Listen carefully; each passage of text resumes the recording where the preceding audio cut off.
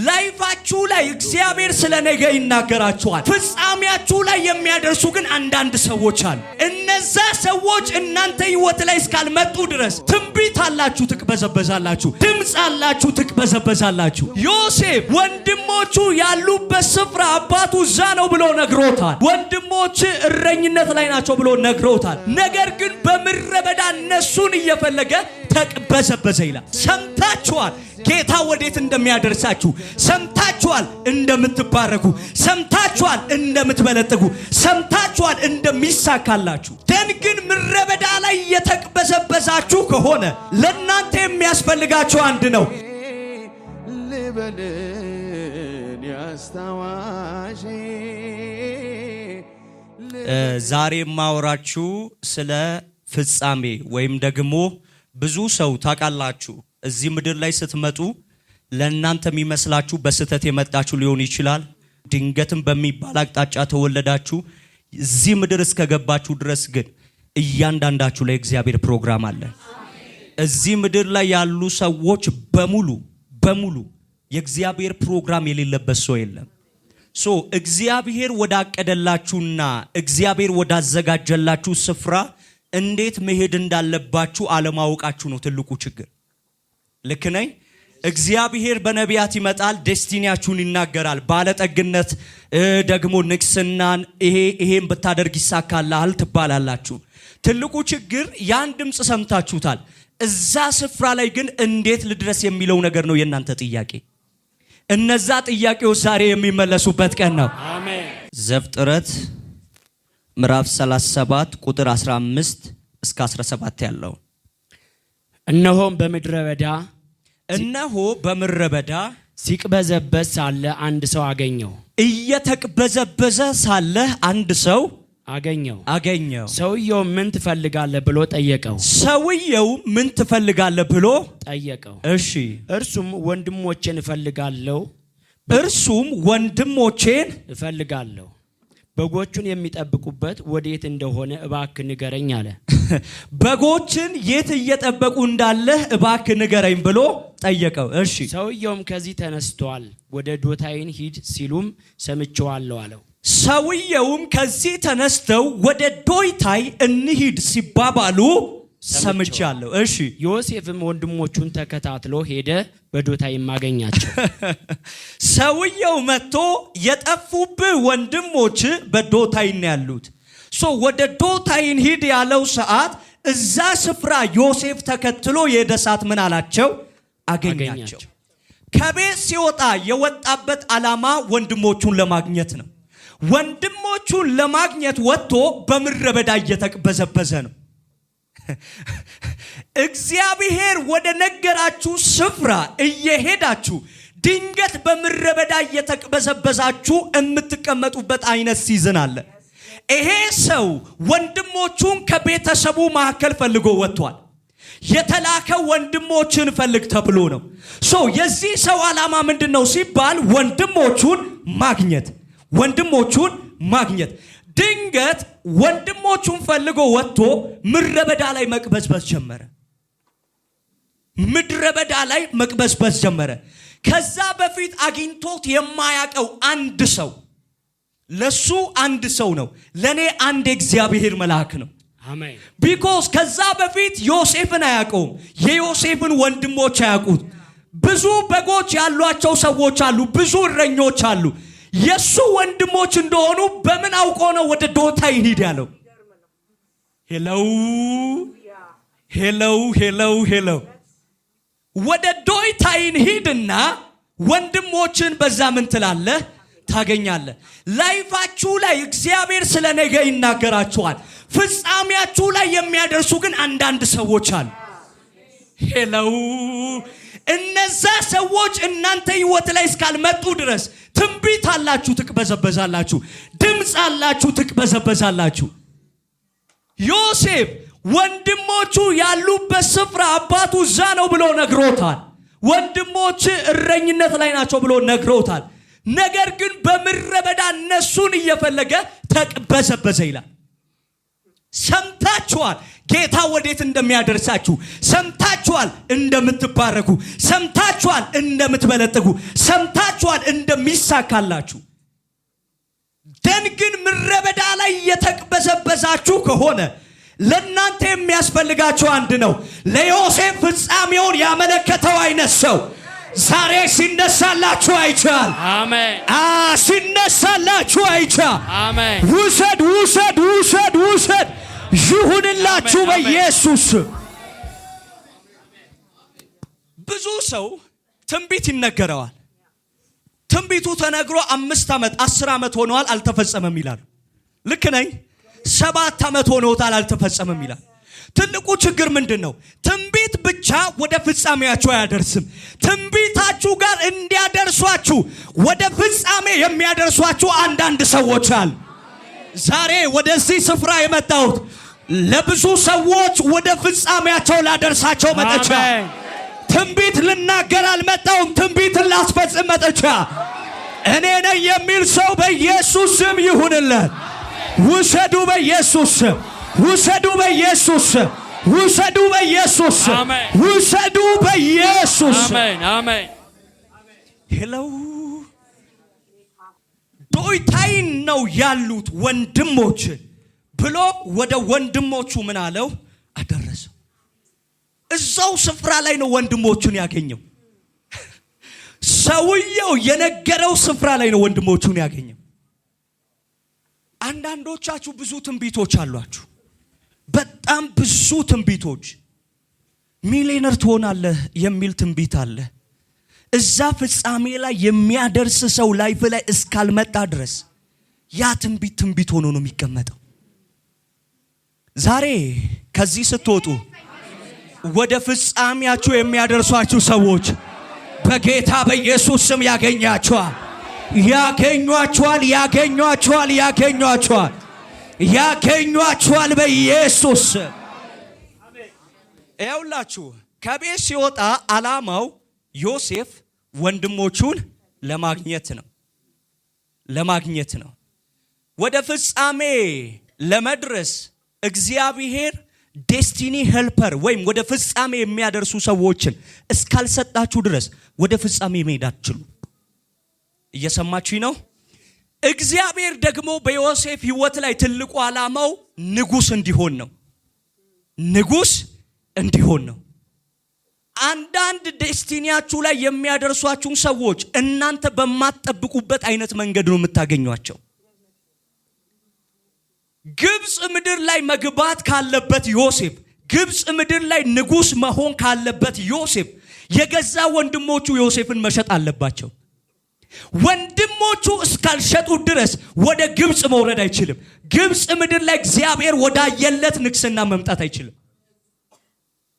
ብዙ ሰዎች እናንተን ዴስቲኒያችሁ ጋር ሊያደርሷችሁ የሚችሉ ሰዎች አፕሪሼት የሚያደርጓችሁ፣ በርቱ፣ ጠንክሩ፣ እንዲሁኑ የሚሏችሁ ይመስሏችኋል። የሚሸጧችሁ ሰዎች ናቸው እናንተን ዴስቲኒያችሁ ጋር የሚያደርሱት። አሜን። ሄሎ ወንድሞቹ ዮሴፍን ሽጠውታል። ወንድሞቹ ዮሴፍን መከራ አብልተውታል። ወንድሞቹ የገዛ ወንድማቸውን በ20 ብር ሽጠውታል። ዮሴፍ የተረዳው ነገር ግን ወንድሞቹ እሱን ወደ ፍጻሜ የሚያደርሱ ኃይል ናቸው። አሜን። ክፉ ናቸው የምትሏቸው ሰዎች እጅግ በጣም ወደ ዴስቲኒያችሁ እንድትደርሱ ምርጥ መሳሪያዎች ናቸው። በእናንተ አእምሮ ላይ በጣም መጥፎ ናቸው የምትሏቸው፣ እንደሱ የገፋኝ ሰው አለ እንደ የምትሏቸው ሰዎች እናንተን ወደ ፍጻሜያችሁ የሚያደርሱ ትልቅ መሳሪያዎች ናቸው። አንዳንዶቻችሁ ከዚህ ስትወጡ በርታ የሚል አይደለም፣ እየገፋ ወደ ዴስቲኒ የሚያደርሱ ሰዎች ይበቅላሉ። በኢየሱስ ስም ይፈጠራሉ።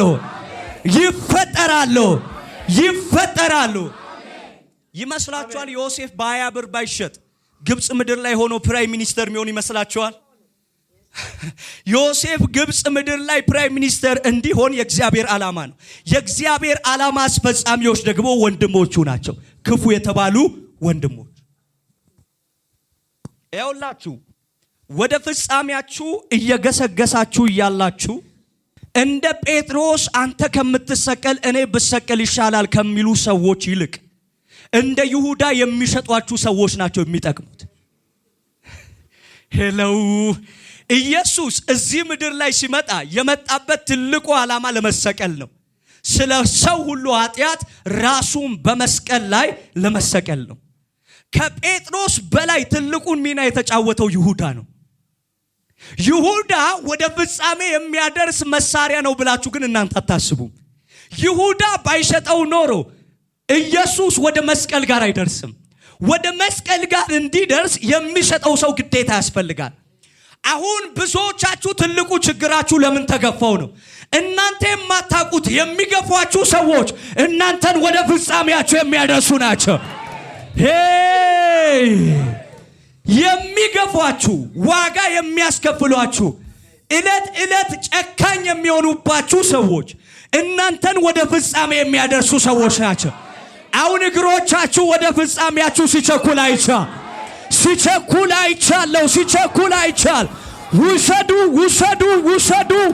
ውሰዱ በኢየሱስ። መጽሐፍ የእግዚአብሔር ቃል ሲናገር እንደዚህ ይላል፣ እግዚአብሔርም አውቆ የፈርዖንን ልብ ምን አለ? አደነደነ። ያ ማለት ፈርዖን እስካላሳደደ ድረስ እስራኤላውያን ወደ ከነዓን መግባት አይችሉም። ሄሎ ወደ ከነዓን ለመግባት የሚገፋቸው ሰዎች ግዴታ ያስፈልጋል። አሁን በመስሪያ ቤት እየገፏችሁ ያሉ ሰዎች አሉ። በአካባቢያችሁ እየተገፋችሁ ነው። እነዛ ጥሩ መሳሪያዎች ናቸው። ወደ ፍጻሜያችሁ ስትደርሱ አይቻል። ውሰዱ በኢየሱስ። የብዙ ሰው ችግር በርታ የሚልህን ሰው ብቻ ነው የሚፈልገው። አንተ እኮ የሚልህን ሰው ብቻ ነው የምትፈልገው። ጠዋት ስትወጣ ቆንጆ ቃል የሚናገርን ሰው ብቻ ነው የምትፈልገው። እመነኝ፣ እንዲህ አይነት ቃል ከተናገረ ሰው በላይ አንተን ያስጨነቀ ሰው አጠንክሮሃል። አንተን ያስጨነቀ ሰው ወደ ፍጻሜ ገፍቶሃል።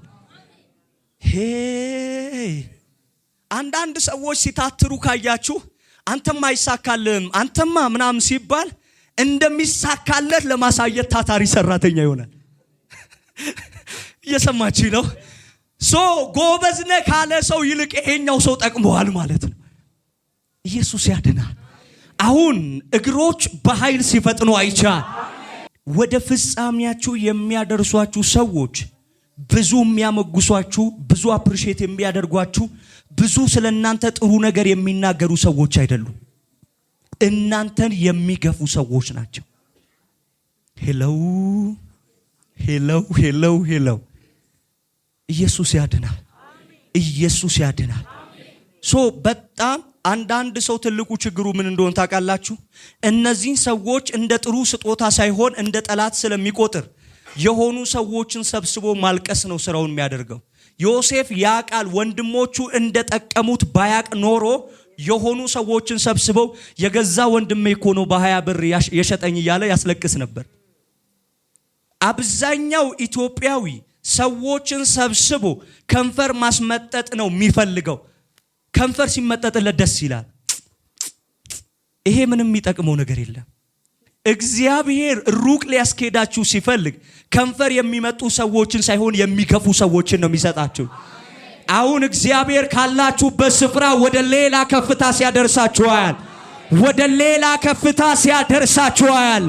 ወደ ሌላ በረከት ውስጥ ሲያስገባችኋል። ለሚናጠቅ ለአንድ ሰው በኢየሱስ ስም ይሁንለት። አንድ ምንተስኖት የሚባል ጓደኛ ነበረኝ ትምህርት ቤት ላይ። በጣም ጎበዝ ተማሪ ነው እና ሳምታይምስ እሱ የሚያመጣቸው ውጤቶች እኔን ያስደንቁኛል። እንዴት ሆነ ነው ወደዚህ ውጤት የደረስከው አልኩት። አንደኛና ሁለተኛ ክፍል ቲቸር ምስራቅ የምትባል መምህር ነበረችኝ። ስትገባ አንተ ደነዝ ውጣ ትለኛለች። ደነዝ እንዳልሆንኩኝ ላሳያት ፈልጌ ማጥናት ጀመርኩኝ። ደነዝ እንዳልሆንኩኝ ለማሳየት ማጥናት ጀምሬ ከሶስተኛ ክፍል እስከ 12ኛ ክፍል አንደኛ ማውጣት ጀመር። ከብዙ ጎበዝ ከሚሉ አስተማሪዎች ይልቅ እቺ ሴት በጣም ጠቅመዋለች። ሄለው የብዙዎቻችሁን ህይወት ቼክ አድርጉ። የጠቀሟችሁ ሰዎች እንደነዚህ አይነት ሰዎች ናቸው። እንደነዚህ አይነት ሰዎች ናቸው። ታውቃላችሁ፣ አብዛኛው ጴንጤ ጠላት ሲበዛበት ነው የሚጸልየው። ስለ ጠላቶችም አንዳንድ ያመስግን፣ አትሊስት እንድትጸልይ አድርጓል። ሄለው ሁለተኛ፣ ወደ ፍጻሜያችሁ እንድትደርሱ ይሄን ቃል ሁሌ ነው የምጠቅሰው።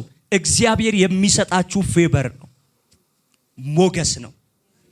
የመጀመሪያ እግዚአብሔር የሚሰጣችሁ ዴስቲኒ ሄልፐር የሆኑ ሰዎች፣ ወደ ፍጻሜ የሚያደርሱ ሰዎችን ነው።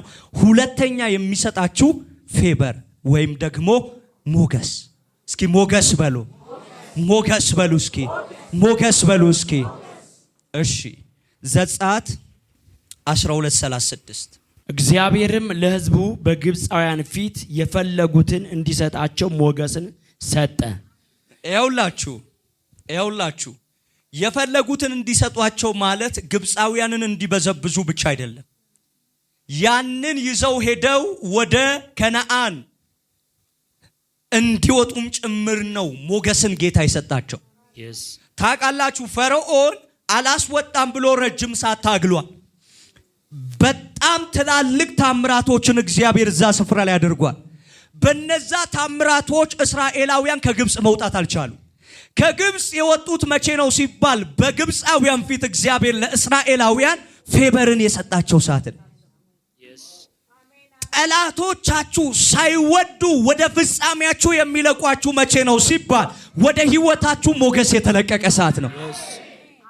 ድህነት ወደ ባለጠግነታችሁ የሚለቃችሁ መቼ ነው ሲባል ሞገስ ህይወታችሁ ላይ የመጣ ሰዓት ነው።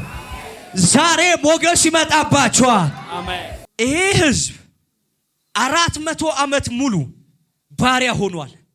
ድንገት አንድ ነቢይ መጥቶ ከነዓን የሚባል ሀገር ትገባላችሁ አላቸው። ከነዓን እንገባለን ብለው ፈርዖንን የጠየቁ ሰዓት ፈርዖን በኃይል ይጫናቸዋል። እግዚአብሔር ከብዙ ታምራቶች በላይ ከግብፅ ምድር እስራኤላውያን ለማስወጣት የተጠቀመው ሞገስ የሚባል መሳሪያ ነው።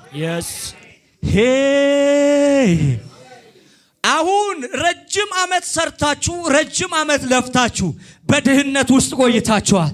ሞገስ የሚባለው ኃይል ህይወታችሁ ላይ የመጣ ሰዓት ወደ ባለጠግነት እግሮቻችሁ መገስገስ ይጀምራል።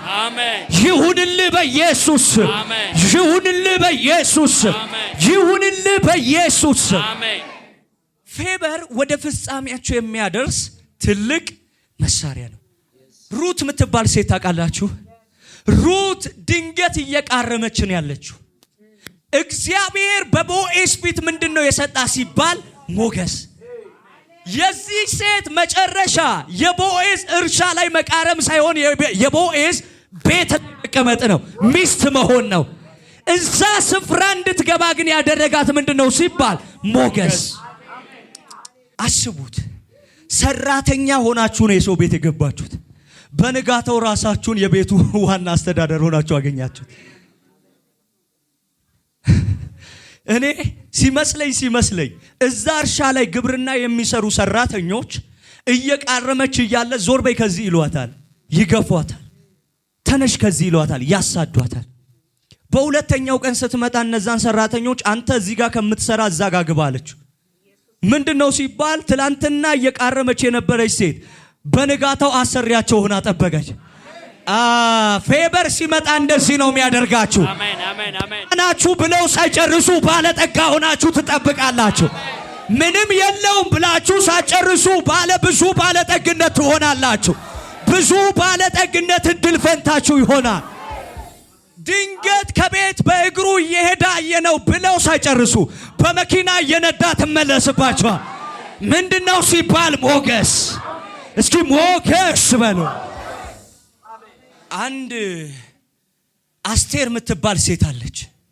አስቴር የምትባለዋ ሴት እድሜዋ 70ዎቹ ገደማ ደርሷል። የሆኑ የተቀባቡ ሴቶች አሉ። ታውቃላችሁ፣ ብዙ ሰው ወጣት ነው የምትመስላቸው። እድሜዋ ከ60 በላይ ነው። ባይዘው የአስቴር ንጉሱ ጋር ስትሄድ እና በጣም የተቀባቡ ሰዎች ንጉሱን ለማግባት ወደ ንጉሱ ጋር መጡ። እሷ ጋር ስትመጡ ብትቀባ ማያምርባትም ቆዳዋ ኦሬዲ ላይክ ብትቀባ እንኳን ወደ ማይስተካከልበት ደረጃ ላይ ደርሷል። እዚህ ደረጃ ላይ ሆና አንድ ነገር ግን ሌሎች ጋር የሌለ እሷ ጋር ብቻ የሚገኝ ነገር አለ። ምንድነው ሲባል ሞገስ። ብዙ ቆነጃጅትና ደነጋግል ሴቶች እያለፉ ንጉሱ ኖ ኖ ኖ አለና አስቴር ጋር የደረሰ ሰዓት አንቺ ነይ ግቢ ቤተ መንግስት አለ።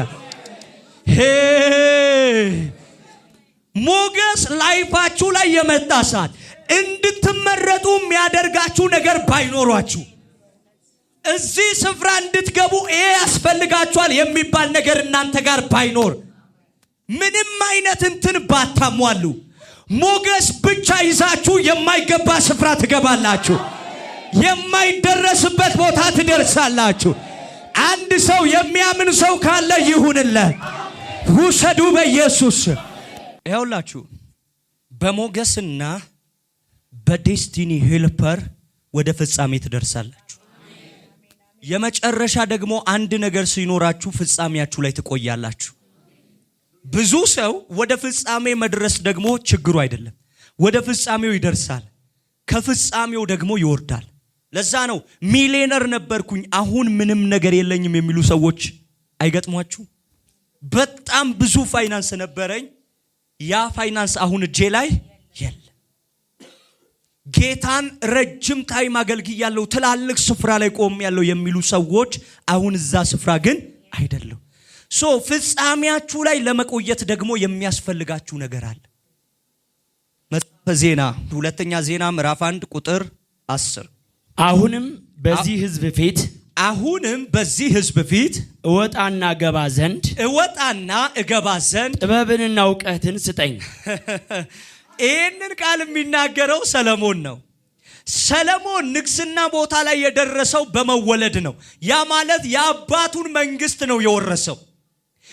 ስፍራው ላይ በመወለድ ወይም ደግሞ ንግስናው ላይ የዳዊት ልጅ በመሆን እዛ ወንበር ላይ መቀመጥ ይቻላል። እዛ ወንበር ላይ ለመቆየት ግን የሚያስፈልገው ነገር አለ። ሰለሞንን እዚህ ንግስና ስፍራ ላይ ለመምጣት ምን አዋጥታል ብላችሁ ብትሉት ጥሩ የሆነ የፖለቲካ ዕውቀት የለው፣ ጥሩ የሆነ ሌላ ክህሎት የለው። ይሄንን መንግስት ወይም ይሄን ስፍራ ለመቀማት ወይም ለመቀበል ምንም አይነት ጦርነትም አላደረገም። እዚህ ወንበር ላይ የተቀመጠው የዳዊት ልጅ በመሆኑ ብቻ ነው። የዳዊት ልጅ በመሆን ብቻ ህዝብ እንደማይመራ ያውቃል ሰለሞን። አሁን ወንበሩ ላይ መጥቻለሁ። ወንበሩ ላይ እንድቆይ ግን የሚያስፈልጉኝ ሁለት ነገሮች አሉ፣ ጥበብና ዕውቀት። ብዙ ሰዎች እግዚአብሔር ወዳሰበላቸው ዴስቲኒያቸው ጋር ይመጣል። እዛ ዴስቲኒያቸው ላይ እንዲቆዩ ምን እንደሚያደርጋቸው ስለማያውቁ አሉ ስትሏቸው ባንዴ ይጠፋል። ተባረከ ብለሽ ሳትጨርስ ባዶ ይሆናል።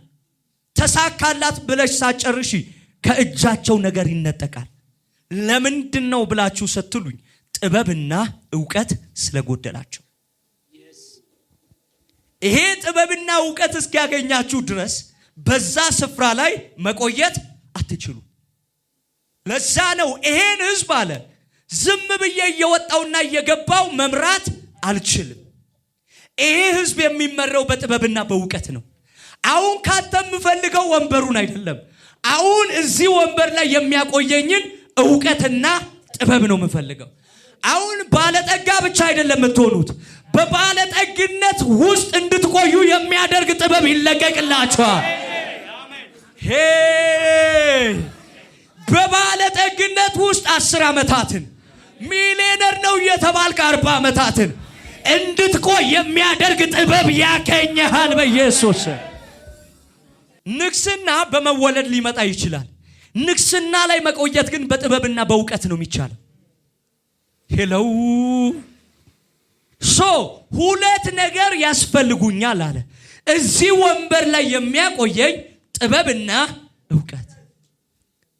ሌላውን ትዳር ብላችሁ ትጸልያላችሁ። የትዳር በር እንደተከፈተ በዛ ትዳር ውስጥ ረጅም ዓመታትን እንድትቆዩ የሚያደርጋችሁ ለዛ የሚሆን ጥበብና ዕውቀት ነው።